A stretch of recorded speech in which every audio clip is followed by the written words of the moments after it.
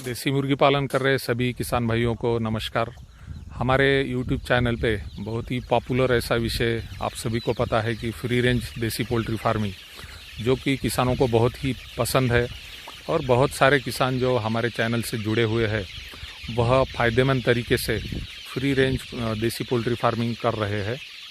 Free range देसी poultry farming वैसे समझने के लिए बहुत ही ईजी है, लेकिन इसमें बहुत बार किसानों को क्वेश्चन जो आते हैं रिपीटेडली वही क्वेश्चन किसानों द्वारा प्रश्न पूछे जाते हैं।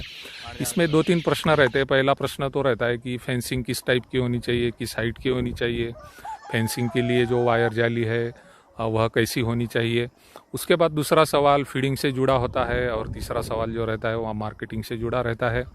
तो आज का वीडियो थोड़ा विस्तार से हमने बनाने की कोशिश की है ताकि इन सभी बातों की चर्चा जो है विस्तार से की जाए और किसानों को इन बातों को अच्छे से समझाया जाए।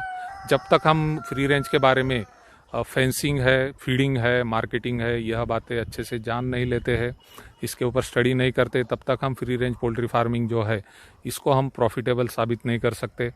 तो इन सभी बातों के ऊपर हम विस्तार से चर्चा करेंगे। पहली जो बात है हम लेंगे कि फ्री रेंज पोल्ट्री फार्मिंग कर रहे हैं तब उसके लिए जो फार्म और फार्म के बाहर जो फेंसिंग लगने वाली है यह महत्वपूर्ण विषय होता है और इसी के ऊपर हम पहला विषय यही लेंगे। उसके बाद हम लेंगे कि फ्री रेंज पोल्ट्री फार्मिंग में फीडिंग किस तरह से होनी चाहिए, किस तरह से फीडिंग का खर्च कम होना चाहिए, और तीसरा विषय लेंगे कि यह सब करके प्रॉफिटेबल मार्केटिंग जो है किस तरह से की जाए और उसके बाद ज़्यादा से ज़्यादा प्रॉफिट जो है फ्री रेंज फार्मिंग से कैसे कमाया जाए। पहला विषय हमने बोला कि शेड और फेंसिंग के बारे में हम बातचीत करेंगे।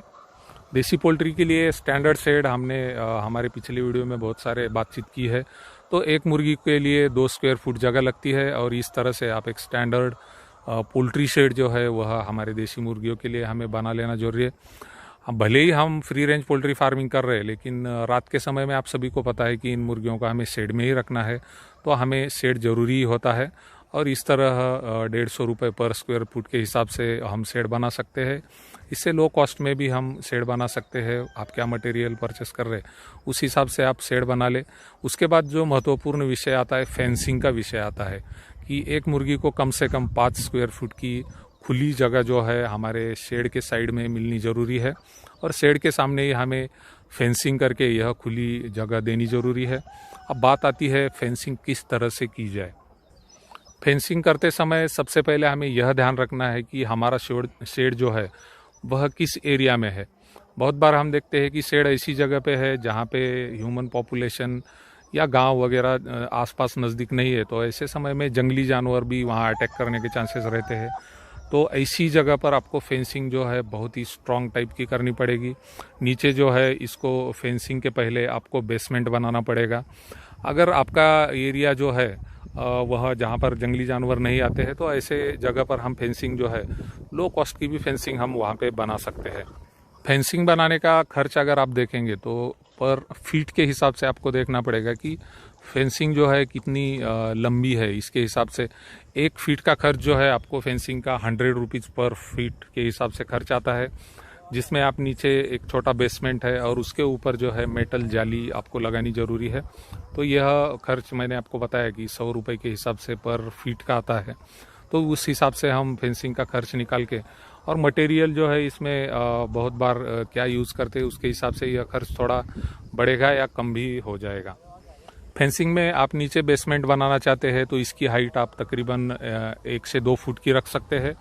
और जिन भाइयों को फेंसिंग में नीचे बेसमेंट नहीं बनाना है वह सीधा जाली जो है वह ज़मीन से ही जाली शुरुआत कर सकते हैं लगाने के लिए। अब बात आती है कि जाली जो है इसकी हाइट कितनी होनी चाहिए। जाली की हाइट जो है मिनिमम 5 फीट की जाली होनी ज़रूरी है और उससे ज़्यादा हम 5 फीट के ऊपर 6 फीट, 7 फीट या 8 फीट तक की हाइट की जाली ले सकते हैं। मार्केट में अगर आप 5 से 6 फीट की जाली परचेस करने जाओगे तो रनिंग स्क्वायर फीट के हिसाब से इसका प्राइस 50 रुपये फीट से लेके 70 रुपये फीट तक मटेरियल के हिसाब से आपको यह जाली परचेस करने मार्केट में मिलेगी। फेंसिंग को स्ट्रॉन्ग बनाने के लिए आप 2 बातें यूज़ कर सकते हैं। एक तो मेटालिक पोल है जो उसका सपोर्ट आप दे सकते हैं, या लकड़ी के खंभे हैं इसका भी सपोर्ट आप जाली लगाने वाले इसको दे सकते हैं। ये भी मार्केट में रेडीली अवेलेबल होते हैं। यह सपोर्ट देना बहुत ही ज़रूरी है। बहुत बार नहीं तो ये सपोर्ट न होने की वजह से जाली जो है कोलैप्स होने के चांसेस रहते हैं। इस तरह से अपने शेड के बाहर एक बार स्ट्रॉन्ग फेंसिंग बन जाती है तो आपका फ्री रेंज फार्म जो है तैयार हो जाता है। इसके बाद बात आती है कि फ्री रेंज फार्मिंग में हमने शेड वाला सब कवर कर लिया, तो इसके बाद फीडिंग की बात आती है। फ्री रेंज करने के पीछे एक बहुत बड़ा कारण है कि फ्री रेंज में जो है तो मुर्गियों को नेचुरल एटमॉस्फेयर मिले और उसके साथ ही हमारा फीडिंग का कॉस्ट कम हो। यह दोनों कंसेप्ट इसमें ज़रूरी होता है। नेचुरल एटमॉस्फेयर तो आप फ्री रेंज करते हैं तो उनको अल्टीमेटली मिल जाता है, लेकिन फीडिंग कॉस्ट कम करने के लिए हमें महत्वपूर्ण बातें कुछ ध्यान रखनी होती है। सबसे महत्वपूर्ण बात यह है कि फ्री रेंज में हमें फीडिंग कॉस्ट कम करनी है तो हमारे पास बहुत सारा green material, dry material, waste material यह अवेलेबल होना ज़रूरी है। यह अगर अवेलेबल नहीं है तो यह आप सब्जी मार्केट है, धान्य मार्केट, ग्रेन मार्केट है जहाँ पे ग्रेन की ग्रेडिंग होती है, तो ऐसे अलग अलग मार्केट से आप वेस्ट मटेरियल जो है परचेस करके कम कॉस्ट में इसे फ्री रेंज में डाल सकते हैं। फ्री रेंज कंसेप्ट में हमने बहुत सारे किसानों को गलत तरीके से फ्री रेंज करते हुए देखा है। खाली फ्री रेंज में वह नेचुरल एटमॉस्फेयर देते हैं, लेकिन फीड कॉस्ट कम करने के लिए जो वेस्ट मटेरियल, ग्रीन मटेरियल देना चाहिए वह बहुत बार फ्री रेंज में हमें दिखता नहीं है। तो फ्री रेंज में सबसे पहले फीडिंग कॉस्ट कम करने के लिए हमें यह बात ध्यान रखनी बहुत ही ज़रूरी है। जिन किसान भाइयों के पास शेड के आसपास ज़मीन उपलब्ध है और पानी की भी अवेलेबिलिटी है, वह किसान भाई जो बहुत सारे मल्टी कट फोडर आते हैं, ग्रीन फोडर, तो वह लगा सकते हैं और उसकी कटिंग हर महीने आपको कटिंग आती है। तो यह एक अच्छा फ्री रेंज में हमें फीड कॉस्ट कम करने के लिए अच्छी सुविधा हो सकती है। इसमें दूसरे भी ऑप्शन अवेलेबल रहते हैं, जैसे कि आजोला का ऑप्शन है, हाइड्रोपोनिक का ऑप्शन है। इससे भी आप जो फीडिंग कॉस्ट है वह कम कर सकते हैं। इसमें बहुत सारे किसानों को यह दिक्कत आ रही है कि वो पूछते हैं कितनी मात्रा में हमें ग्रीन मटेरियल देना चाहिए। तो मैं आपको बताना चाहूँगा कि फ्री रेंज में हम जब मुर्गियों को छोड़ते हैं तो एक मुर्गी को कम से कम 500 ग्राम तक का मटेरियल कम से कम मिलना जरूरी है। इसमें अगर आप ज़्यादा डालते हैं तो वेस्ट नहीं होता है, क्योंकि ये डिकम्पोजिशन इसका शुरू होता है और वहाँ पर कीड़ों की मात्रा बढ़नी शुरू होती है। तो देसी पोल्ट्री का जैसे कि ग्रीन मटेरियल भी एक फीड है, उसी तरह इसमें जो कीड़े पैदा होने वाले हैं वह भी उनका एक बहुत अच्छा प्रोटीनस फीड है। तो आपको ये चिंता करने की ज़रूरत नहीं है कि एक दिन में मैंने ज़्यादा वेस्ट मटेरियल फेंका है तो वेस्ट जाएगा। वह वेस्ट नहीं जाएगा। उस वेस्ट से जो मैगट्स, कीड़े डेवलप होने वाले वह भी वो देसी पोल्ट्री का फीड रहता है। तो इस तरह से फ्री रेंज में आप मैक्सिमम वेस्ट जो है तो आपका जो फ्री रेंज एरिया है उसमें फेंक सकते हैं। बहुत सारे किसान भाई फ्री रेंज में मुर्गियां जो छोड़ते हैं तो छोटे बच्चे लेके आते हैं और छोटे बच्चों को भी फ्री रेंज में छोड़ते हैं। तो ऐसा हमें नहीं करना चाहिए। फ्री रेंज में छोड़ने के लिए कम से कम हमारे पास आधा किलो के ऊपर की मुर्गी होनी ज़रूरी है, तो ही वह अच्छे से बाहर घूम सकते हैं और जो वेस्ट मटेरियल है वह खा के वह फीडिंग कॉस्ट हमारा जो है देसी मुर्गियों के ऊपर का वह कम हो सकता है। तो यह बात ध्यान रखें कि तकरीबन 2 महीने तक का समय लग जाता है इन चीज़ों को आधा किलो के ऊपर वजन आने में। तो तकरीबन 1.5 से 2 महीने जो है इन्हें फ्री रेंज में न छोड़े। जैसे ही हमारा मुर्गियों का वेट आधा किलो के ऊपर आता है उसके बाद ही हमें फ्री रेंज में हमारी मुर्गियों को छोड़ना है। इस तरह से जब हम successful free range poultry farming हमारे फार्म पे शुरू करते हैं, एंड में लास्ट में जब बात आती है मार्केटिंग की, तो आप सभी ने देखा कि हमने फ्री रेंज में बहुत नेचुरल तरीके से हम मुर्गियाँ बढ़ा रहे हैं।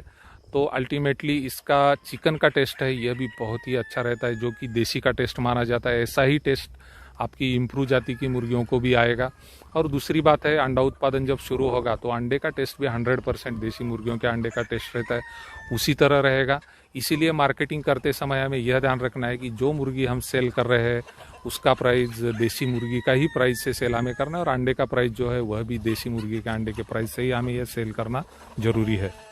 तो इसकी मार्केटिंग करते समय हमें कस्टमर को यही बताना है कि मैंने मुर्गियाँ एकदम 100% नेचुरल तरीके से जो है रियर की है और इसी वजह से इसका टेस्ट जो है अंडे का टेस्ट हो, चिकन का टेस्ट है, यह एकदम नेचुरल है। तो उस हिसाब से ही इसका प्राइस जो है रहेगा सेलिंग का। इस तरह आपको कस्टमर को कन्विंस करके आप अच्छा से अच्छा प्राइस जो है फ्री रेंज में मिला सकते हैं। इन सभी बातों के ऊपर आप अच्छे से गौर करके फ्री रेंज पोल्ट्री फार्मिंग शुरू करेंगे तो 100% किसान जो है हमारे वह फ़ायदे में रहेंगे और उनको अच्छा प्रॉफिट जो है तो इस फार्मिंग से ज़रूर मिलेगा। इस आशा के साथ ही हम मैक्सिमम किसान भाई जो है वह फ्री रेंज पोल्ट्री फार्मिंग में जुड़ेंगे और अच्छा काम करेंगे, यह आशा करते हुए हम यहाँ पर रुकते हैं। धन्यवाद।